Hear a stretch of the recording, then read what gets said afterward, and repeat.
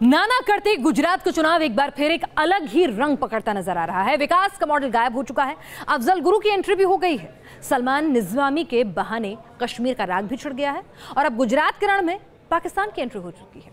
आपको लग रहा होगा आखिर क्या हो रहा है। सवाल यह है कि क्या गुजरात के मुद्दे अब कहीं गुम हो गए हैं, क्या विकास की बातें बेमानी हो गई हैं और सारा जोर ध्रुवीकरण के इर्द गिर्द बढ़ता जा रहा है।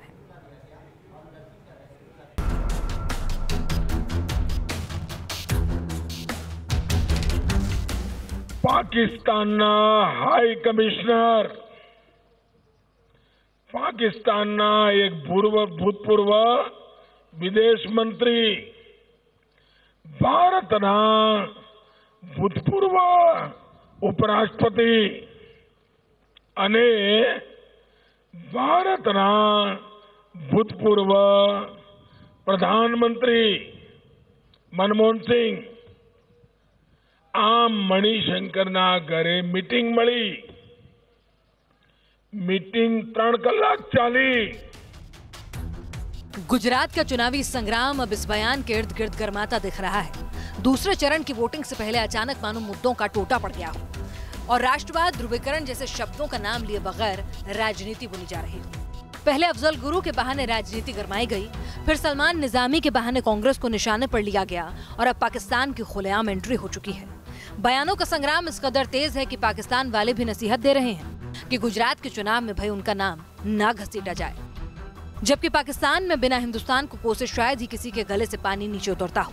लेकिन पाकिस्तान की इस नसीहत पर मोदी सरकार के मंत्री बिफरे हुए हैं और कांग्रेस वाले उल्टे पीएम मोदी से माफी की मांग कर रहे हैं। पाकिस्तान के कुछ तत्वों के इशारे पर आतंकवादी कश्मीर में और बाकी स्थानों पर क्या करते हैं ये पूरी दुनिया जानती है। तो पाकिस्तान हिंदुस्तान के लोकतंत्र के बारे में हमें नसीहत नहीं दे। केवल पूर्व उपराष्ट्रपति और पूर्व प्रधानमंत्री से ही नहीं, तमाम वो लोग जो वहां पे शामिल थे उनसे इनको क्षमा मांगनी चाहिए। देश के प्रधानमंत्री का ये कथन न्यायोचित नहीं है। अब इन बातों में खुलकर चाहे कुछ भी ना कहा जा रहा हो, लेकिन चोट कहां की जा रही है समझने समझाने की जरूरत नहीं। जीएसटी नोटबंदी का शोर थमने लगा है। बिना कहे सारा जोर सियासी राष्ट्रवाद के इर्द गिर्द ही बढ़ता जा रहा है। Team news nation. तो गुजरात के चुनाव में पाकिस्तान की इस तरह एंट्री ने पूर्व प्रधानमंत्री डॉक्टर मनमोहन सिंह को भी अपनी चुप्पी तोड़ने पर मजबूर कर दिया। तो वहीं दूसरी ओर सवाल बीजेपी के घर में भी उठने लगे। मनमोहन सिंह ने पीएम मोदी के आरोपों से खुद को आहत बताते हुए जोरदार पलटवार किया और कहा कि गुजरात में हार को देखकर बौखला गए हैं प्रधानमंत्री मोदी और झूठ फैला रहे हैं। पूर्व पीएम ने भी बैठक के दौरान गुजरात पर चर्चा से साफ तौर पर इनकार किया। तो दूसरी ओर बीजेपी ने खुद घर के भीतर भी सवाल उठ रहे हैं। शॉटगन के निशाने पर भी मोदी हैं। शत्रुघ्न सिन्हा ने ट्वीट किया है, नए ट्विस्ट भरपाई की कोशिश की बजाय आप उन मुद्दों पर बात करें जिनका आपने विकास मॉडल में वादा किया था, जैसे आवास, विकास, युवाओं को रोजगार, स्वास्थ्य और शिक्षा। सांप्रदायिकता फैलाने वाले वातावरण को रोकें और स्वस्थ राजनीति और स्वस्थ चुनाव में वापस जाएं। शत्रुघ्न सिन्हा निशाना साध रहे हैं प्रधानमंत्री मोदी के हालिया बयानों पर। वैसे पहली बार नहीं है जब चुनाव में पाकिस्तान का नाम यूं गूंज रहा हो। 2002 के गुजरात चुनाव में भी पाकिस्तान का नाम खूब गूंजा। दरअसल पाकिस्तान के तत्कालीन राष्ट्रपति जनरल परवेज मुशर्रफ ने यूएन में गोधरा में हुई हिंसा का जिक्र किया था। नरेंद्र मोदी ने इसे गुजरात गौरव यात्रा से जोड़ा था और आरोप लगाया था कि भाई मुशर्रफ कांग्रेस की भाषा बोल रहे हैं। 2012 के गुजरात विधानसभा चुनाव में सर क्रीक का मुद्दा उठाकर कांग्रेस को घेरने की कोशिश की गई। नरेंद्र मोदी ने बतौर गुजरात के मुख्यमंत्री लेटर लिखकर सर क्रीक क्षेत्र पर पाकिस्तान के साथ बातचीत को बंद करने की अपील की थी। 2014 में लोकसभा चुनाव से पहले भी हिंदुस्तान के शहीद का सर काटने की पाकिस्तान की बर्बरता पर राजनीतिक संग्राम तेज हुआ था। फिर बिहार, झारखंड, दिल्ली विधानसभा चुनाव में भी पाकिस्तान के नाम का खूब इस्तेमाल किया गया और एक बार फिर ये हो रहा है।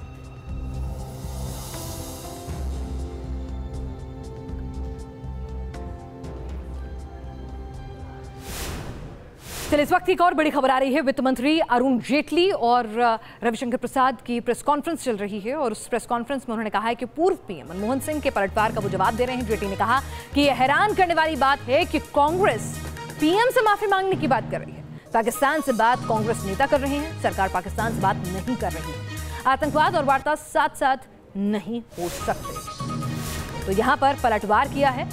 पीएम से माफी मांगने की बात कही थी। प्रधानमंत्री नरेंद्र मोदी के बयानों पर सवाल उठाए थे पूर्व प्रधानमंत्री डॉक्टर मनमोहन सिंह ने, और उन्होंने कहा था कि इस तरह की भाषा शोभा नहीं देती है प्रधानमंत्री नरेंद्र मोदी को। इससे वो काफी आहत है और माफी की बात कही थी उन्होंने। गुजरात में वार पलटवार का दौर जारी है, तो इस बीच अहमदाबाद में आज 3 हाई प्रोफाइल रोड शो पर ब्रेक लगा दिया गया। प्रशासन ने पीएम मोदी, राहुल गांधी और पाटीदार नेता हार्दिक पटेल का रोड शो रद्द कर दिया गया। बताया जा रहा है कि सुरक्षा कारणों की वजह से, ट्रैफिक की वजह से रोड शो रद्द किया गया। हालांकि मनाही के बावजूद हार्दिक ने रोड शो किया, अपनी ताकत दिखाई और बीजेपी की हार की एक बार फिर से भविष्यवाणी करते हुए नजर आए।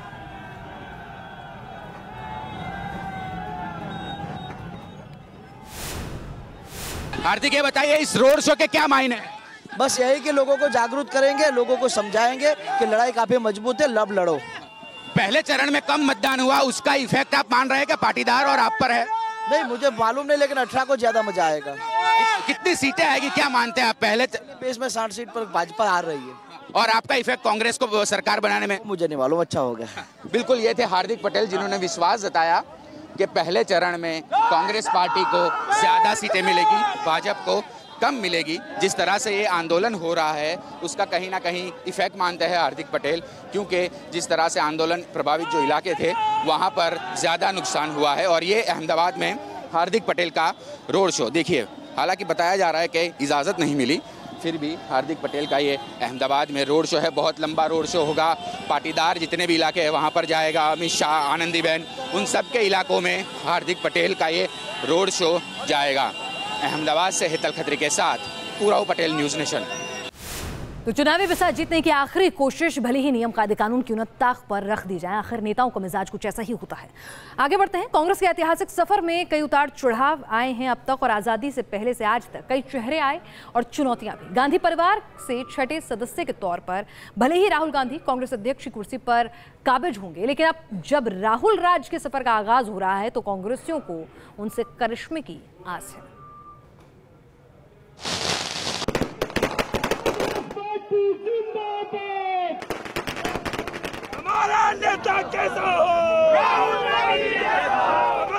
कहीं दिवाली की रौनक है तो कहीं आतिशबाजी का शोर है। कांग्रेस दफ्तर में एक साथ होली दिवाली बनाई जा रही है, और हो भी क्यों ना, कांग्रेस में राहुल राज का आगाज हो गया है।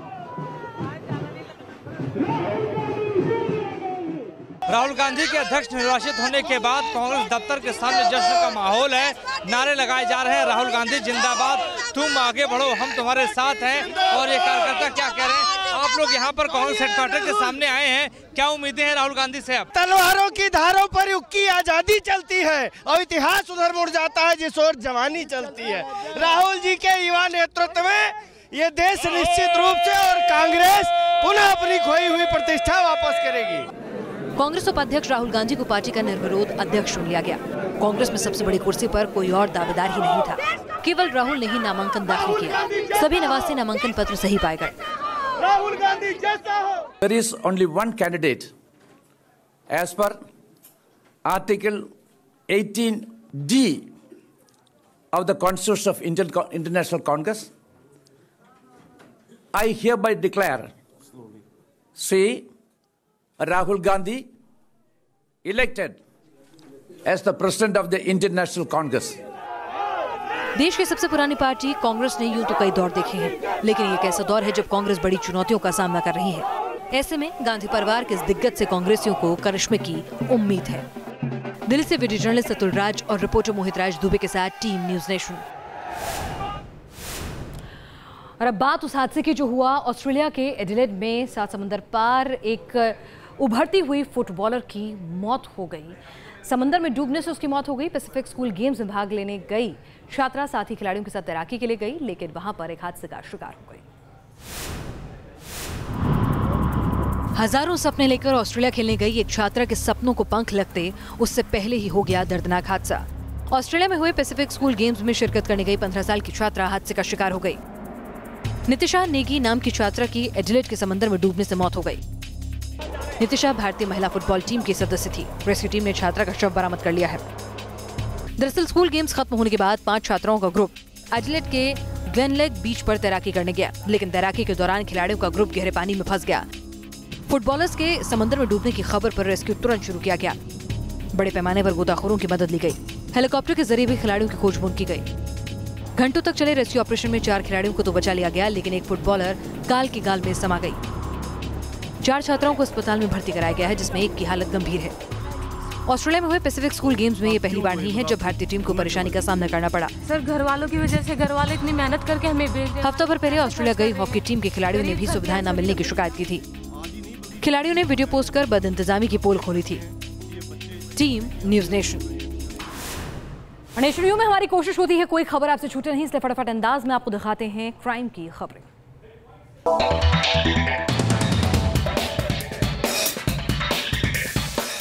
यूपी की राजधानी लखनऊ में इंसानियत को शर्मसार कर देने वाला मामला सामने आया।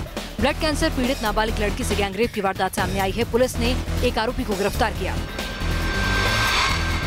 दिल्ली से सटे गाजियाबाद में बिल्डर ने रंगदारी मांगने का आरोप लगाया। बिल्डर की साइट पर 3 बदमाशों ने की तोड़फोड़, सीसीटीवी में कैद हुई वारदात। मध्य प्रदेश के हरदा में 20 साल की छात्रा से रेप का आरोप, कराटे कोच पर लगा आरोप, पुलिस ने किया मामला दर्ज। राजस्थान के धौलपुर में 2 ट्रक अवैध शराब पकड़ी गई। जब्त शराब की कीमत 2 करोड़ रुपए बताई जा रही है। पुलिस के मुताबिक गुजरात ले जाई जा रही थी शराब की खेप। मथुरा के माट इलाके में किसान की गोली मारकर हत्या। 35 साल का संजू घर के नजदीक ही खेतों की रखवाली करने गया था। पुलिस को रंजिश हत्या की आशंका।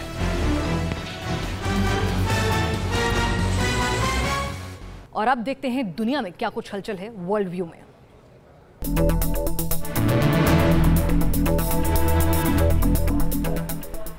यूरोप के कई देशों में भारी बर्फबारी। लंदन के हीथ्रो एयरपोर्ट से 100 से ज्यादा उड़ानें रद्द करनी पड़ी। बर्फबारी से पटे रेलवे ट्रैक। अमेरिका के ऑर्गन में बर्फीली झील में फंसी हिरण का रेस्क्यू किया गया। रेस्क्यू क्रू ने स्लेट के सहारे धकेलकर हिरण को बाहर निकाला। चीन के यूनान प्रांत में गुस्सा हाथी ने सड़क पर जमकर तोड़फोड़ की। गजराज ने बस पर हमला बोला और कई छोटे वाहनों को क्षतिग्रस्त किया। चीन के सिचुआन सूबे में पगोड़ा में लगी भीषण आग। साल 2010 से इस पगोड़ा में रिनोवेशन का काम हो रहा है। 16वीं सदी का यह पगोड़ा 2008 में आए भूकंप में क्षतिग्रस्त हुआ था। नॉर्वे के ओस्लो में हजारों लोगों ने नोबेल शांति पुरस्कार विजेता आइकैन के सम्मान में टॉर्च रैली निकाली। परमाणु हथियारों को खत्म करने का काम करती है आइकैन। तो इस आधे घंटे में आपने सत्ता के गलियारों से खेल के मैदान तक, देश दुनिया से लेकर जुर्म की दुनिया तक, सोशल मीडिया की ट्रेंडिंग और वायरल खबरों की हर खबर जानी। आज के लिए बस इतना ही। कल फिर हाजिर होंगे नेशन व्यू के साथ।